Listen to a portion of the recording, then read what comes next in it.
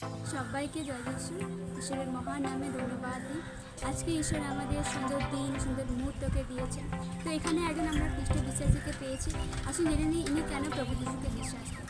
তো বলুন, আপনি কেন প্রভু যিশুকে বিশ্বাস করেন? প্রভু যিশুকে বিশ্বাস করি মানে প্রভু যিশু আমার নতুন জীবন দিয়েছে, তাই আমি প্রভু যিশুকে বিশ্বাস করি। কি সাক্ষ্য আছে?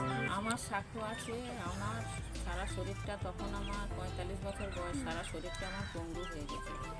আমার কোমর থেকে পায়ের দিকে অবশ হয়ে গেছিলো, সবসময় যন্ত্রণা হতো। এই হাত অবশ হয়ে গেছিলো, পা অবশ হয়ে গেছিলো, সব ফুলে গেছিলো, পা সব ফুলে গেছিলো। আমি হামা দিতে পারতাম না, পেটে যন্ত্রণা হতো। ওই পিছনে হাঁটতাম, আমি বসে বসে বসে বসে ঘুষড়ে ঘুষড়ে পিছনে হাঁটতাম। একটু জল খাবার ইচ্ছা হলে পিছনে হেঁটে হেঁটে আমি ঘরে ঢুকে জল খেতাম। তো আমার এত কষ্ট ছিল। মানে সেই সময় এমন পরিস্থিতি হয়ে গিয়েছিল আপনি বাথরুম টয়লেটে যেতে পারতেন না না, আমায় ধরে ধরে নিয়ে যেতে হতো।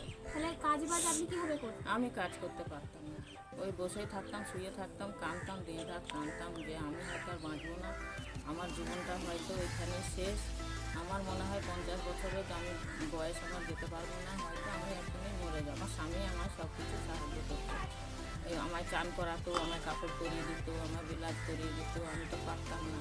আমার সব স্বামী, কিছু আপনার স্বামী করলেন? হ্যাঁ আমার স্বামী করে। তাহলে সেই সময়ে আপনি সুস্থ হওয়ার জন্য কী কী করলেন? আমি আমি প্রচুর ওষুধ খেয়েছি, আমি জাদুটনা করেছি, আমি বহু জায়গা গেছি, যে যেখানে বলেছে সেখানেই গেছি, অনেক দূর দূর গেছি, পূর্বস্থলী পর্যন্ত গেছি।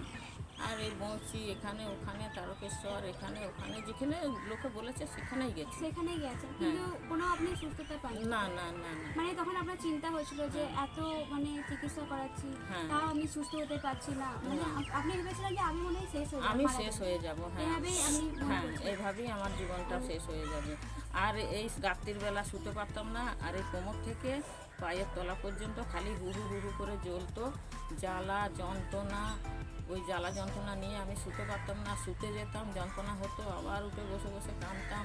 সেই সময় প্রভু যিশুর বিষয়ে কীভাবে জানতে পারলেন? সেই সময় প্রভু যিশুর বিষয়ে ওই পাড়া থেকে এক দিদিভাই যেত, সেই দিদিভাই আমাকে বললো, কাকিমা তোমার অত কষ্ট। আমি 7 বছর বয়সে এরম পুজো হয়ে গেলাম, এরম পুজো হয়ে গেলাম, আমি গ্রামে বেরোতে পারতাম না, হাঁটতে পারতাম না। তখন ওই দিদিভাই আমাকে নিয়ে গেল।